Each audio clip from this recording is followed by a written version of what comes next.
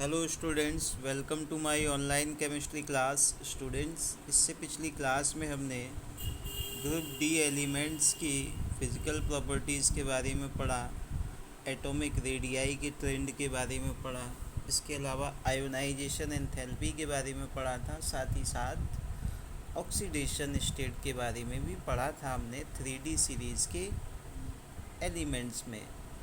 आज की क्लास में हम लोग उन एलिमेंट्स की केमिकल प्रॉपर्टी की बात करेंगे, यानी कि केमिकल रिएक्टिविटी की। तो केमिकल रिएक्टिविटी क्या है कि हम यहाँ पर ये जानने की कोशिश करेंगे कि ये जो 3D एलिमेंट्स हैं, क्या वो आपके केमिकली रिएक्टिव हैं या फिर नहीं है, या फिर कितने ज़्यादा रिएक्टिव हैं या फिर कितने कम रिएक्टिव हैं। वो सारी चीज़ें हम लोग यहाँ पर जानेंगे आज। तो चलिए स्टार्ट करते हैं इस क्लास को। सो स्टूडेंट्स, रिएक्टिविटी की बात की जाए तो जितने भी आपके ट्रांजिशन मेटल्स हैं, इनकी केमिकल रिएक्टिविटी अलग अलग हो सकती है। बहुत सारे क्या हैं, इनमें से इलेक्ट्रोपॉजिटिव हैं, इसकी वजह से इनके ऊपर सिंपल एसिड का कोई असर नहीं होता है, यानी कि सिंपल एसिड से ये आसानी से रिएक्शन नहीं करते हैं।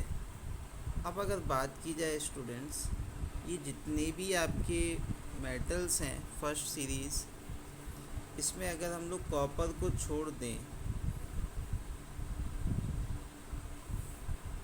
कॉपर इनमें से सबसे ज़्यादा रिएक्टिव होता है, उसके अलावा बाकी आपके ज़्यादा रिएक्टिव नहीं होते।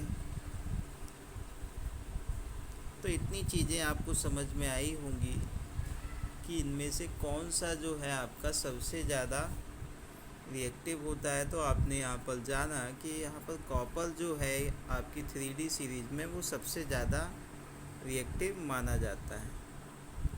इसके अलावा स्टूडेंट्स बात की जाए तो ये जितने भी आपके ट्रांजिशन मेटल्स हैं, इनमें अनपेयर्ड इलेक्ट्रॉन्स बहुत होते हैं।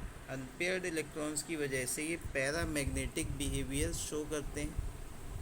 जैसे जैसे नंबर ऑफ़ अनपेयर्ड इलेक्ट्रॉन बढ़ेंगे, वैसे वैसे पैरामैग्नेटिक नेचर जो है इनका वो इंक्रीज़ हो जाता है। पैरामैग्नेटिज़्म आप ऑलरेडी जानते हैं। पैरामैग्नेटिक का मतलब है कि इलेक्ट्रॉन का जो है मैग्नेट की तरफ अट्रैक्ट होना, या मैग्नेटिक मोमेंट है वो आपके मैग्नेट की तरफ किस तरीके से ओरिएंटेड हो रहे हैं, उसी को हम लोग पैरामैग्नेटिज़्म बोलते हैं। यानी कि जब तक मैग्नेट रहती है तब तक ये मैग्नेट की तरफ अट्रैक्ट होते हैं। अब ये जो मैग्नेटिक मोमेंट है, इसको कैलकुलेट करने के लिए हम लोग स्पिन ओनली फार्मूला का यूज़ करते हैं, जो कि फार्मूला आप देख सकते हैं, magnetic moment equal to n√n+2 bm। I hope आपको ये फार्मूला यहाँ पर समझ में आया होगा। इसमें n का मतलब होता है number of unpaired electron, bm का मतलब है बोहर मैग्नेटोन, जो कि आपका यहाँ पर दिया गया है। इसकी वैल्यू है 9.27 × 10⁻⁻21। तो मैग्नेटिक मोमेंट की अगर हम लोग बात करें, जो सिंगल अनपेयर्ड इलेक्ट्रॉन आपका अगर पाया जाता है इसके इलेक्ट्रॉनिक कन्फिग्रेशन में, तो उनका जो आपका मैग्नेटिक मोमेंट आता है वो आता है 1.73 बोहर मैग्नेटोन्स। तो ये जो मैग्नेटिक मोमेंट असल में होता है वो इलेक्ट्रॉन के एंगुलर मोमेंटम की वजह से, क्योंकि इलेक्ट्रॉन जो है एक पर्टिकुलर एंगल में मोमेंटम करते हैं, मूव करते हैं, इस वजह से जो है ये मैग्नेटिक मोमेंट वहाँ पर जनरेट होता है। आई होप आपको ये चीज़ें समझ में आ रही होंगी। तो एक बार हम इन सारे एलिमेंट्स का मैग्नेटिक मोमेंट यहाँ पर देख लेते हैं, जिसमें आप देखें स्कैंडियम का जो मैग्नेटिक मोमेंट है वो ज़ीरो है, क्योंकि यहाँ पर अनपेयर्ड इलेक्ट्रॉन्स नहीं है। इसके अलावा टाइटेनियम, यानी जब 3+ ऑक्सीडेशन स्टेट में होता है तब आप देखेंगे एक अनपेयर्ड इलेक्ट्रॉन है, तो इसका मैग्नेटिक मोमेंट 1.73 कैलकुलेट होके आता है। इसके अलावा जब ये टाइटेनियम 2+ ऑक्सीडेशन स्टेट में होता है तब इसमें 2 इलेक्ट्रॉन्स अनपेयर्ड होते हैं, जिसकी वजह से क्या होगा गाइस, इसका मैग्नेटिक मोमेंट बढ़ जाएगा।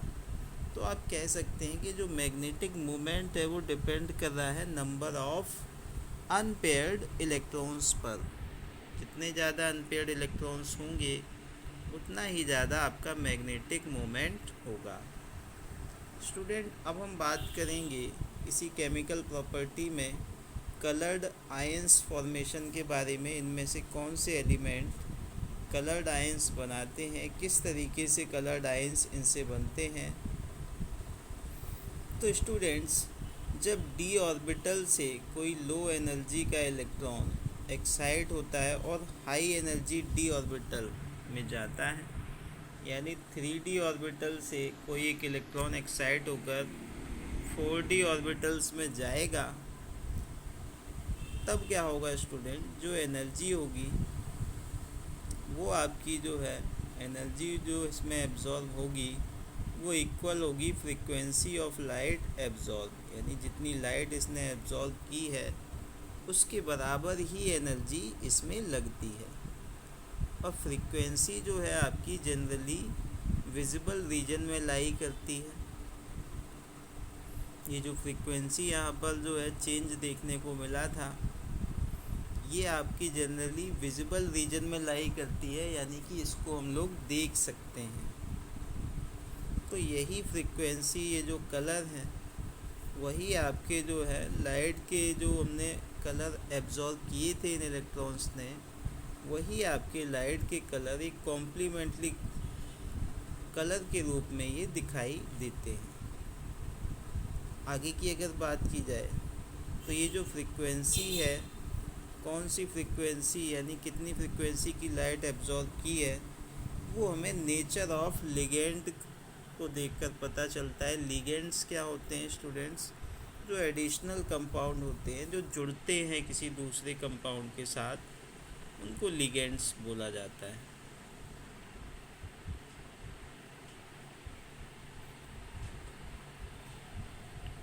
स्टूडेंट्स, इसमें एक एक्सेप्शन भी है यहाँ पर। टाइटेनियम जब आपका 4+ ऑक्सीडेशन स्टेट में होगा तब क्या होगा, इसमें सारे d ऑर्बिटल्स तो खाली हैं। जब सारे d ऑर्बिटल्स इसमें खाली होंगे तो इस केस में क्या होगा, कोई भी ट्रांजिशन नहीं होगा, यानी कि लोअर ग्रुप से कोई भी इलेक्ट्रॉन्स हायर ग्रुप में हायर एनर्जी लेवल में नहीं जाएगा, जिसकी वजह से ये आपका कलरलेस रहेगा। तो फ्रीक्वेंसी और कलर का संबंध आपको समझ में आ गया होगा।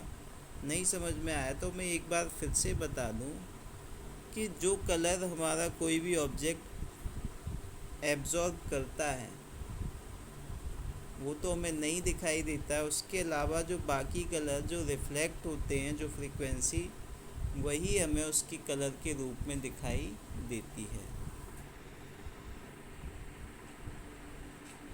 अब आगे हम लोग बात करेंगे कॉम्प्लेक्स कंपाउंड के फॉर्मेशन की। इनसे कौन कौन से कॉम्प्लेक्स कंपाउंड बनते हैं। जैसे कि आप यहाँ पर देख सकते हैं, ये जो मेटल्स हैं वो कई सारे एनाइंस के साथ जुड़कर एक कॉम्प्लेक्स कंपाउंड बनाने का काम करते हैं।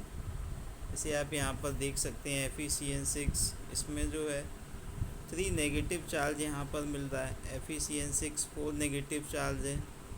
कॉपर अमोनियम, इसमें आप देख सकते हैं 2+ जो है चार्ज यहाँ पर देखने को मिल रहा है।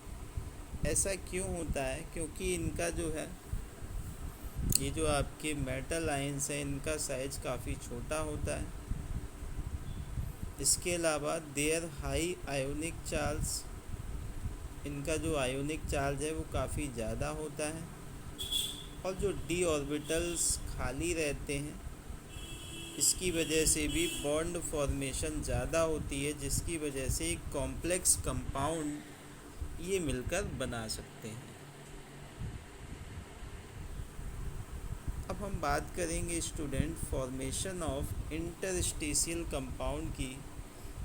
इंटरस्टिशियल कंपाउंड क्या होते हैं, आपने अभी जो फर्स्ट चैप्टर आपने क्लास 12 का पढ़ा होगा इसमें इंटरस्टेशियल वॉइड्स के बारे में बात की गई थी, जिसमें छोटे छोटे जो क्रिस्टल के बीच में वॉइड्स क्रिएट हो जाते हैं, उन्हीं को हम लोग इंटरस्टेशियल्स बोलते हैं। तो अब ये कंपाउंड कैसे बनते हैं इनसे, ग्रुप डी एलिमेंट से। तो जब कोई छोटा एटम जैसे हाइड्रोजन, कार्बन और नाइट्रोजन ये क्रिस्टल लैटिस में जो स्पेस होती है, इस तरीके के जो वॉइड्स होते हैं उनमें जाकर अगर वो सेटल हो जाते हैं, तो इस तरह के डिफेक्ट को हम लोग नॉन स्टीचियोमेट्रिक डिफेक्ट कहते हैं। एग्ज़ाम्पल में आप TiCmN4n Fe3H इन सबको आप एज ए एग्ज़ाम्पल ले सकते हैं। इनकी प्रॉपर्टीज़ गाइस क्या हैं, इनकी प्रॉपर्टीज़ हैं they have high melting and boiling points. Pure metal से ज़्यादा इनका जो है मेल्टिंग पॉइंट होता है। दे आर वेरी हार्ड, ये काफ़ी हार्ड होते हैं। दे रिटेन मेटेलिक कंडक्टिविटी, इनके अंदर मेटल्स की कंडक्टिव नेचर होता है, यानी इलेक्ट्रिसिटी और हीट के अच्छे कंडक्टर होते हैं। इसके अलावा they are chemically inert, chemical इनके साथ रिएक्शन नहीं कर पाते हैं। आई होप आपको ये चीज़ें यहाँ तक समझ में आई होंगी। अब हम लोग बात करेंगे अलॉय फॉर्मेशन की। अलॉय का मतलब आप ऑलरेडी जानते होंगे, मेटल और नॉन मेटल के कॉम्बिनेशन से जो नए सब्सटेंस बनते हैं उन्हीं को हम लोग अलॉय कहते हैं। अब अगर हम लोग बात करें, क्योंकि ये जो ग्रुप डी एलिमेंट्स हैं इसमें हमने बात की थी कि आपने देखा था 3D और 4D सीरीज़ में तो थोड़ा सा अंतर मिल रहा था देखने में, लेकिन 4D के बाद 5D और 6D का जो एटॉमिक रेडियाई है वो लगभग सभी का सेम रहता है। इस कारण से क्या होता है, अब ये एलॉय फॉर्मेशन कर सकते हैं। एलॉय यानी कि मेटल्स एक दूसरे से आपस में मिक्सअप हो सकते हैं। अब ये जो एलॉय आपके बनते हैं काफ़ी हार्ड होते हैं, इनका मेल्टिंग पॉइंट भी ज़्यादा होता है, यानी हमारे लिए काफ़ी यूज़फुल हैं ये। जैसे आयरन से जो एलॉय बनते हैं उसमें है आपका क्रोमियम, वेनेडियम। क्रोमियम का यूज़ चमकदार जैसे साइकिल की रिम वगैरह होती है। टंगस्टन वायर जिनका यूज़ किया जाता है हीटर में। मैग्नीज, ये सारे क्या होते हैं, वेराइट। इसके अलावा जो है कई अलग अलग टाइप की स्टेनलेस और अलग अलग टाइप की स्टील बनाने में भी फेरस एलॉयज़ का यूज़ किया जाता है।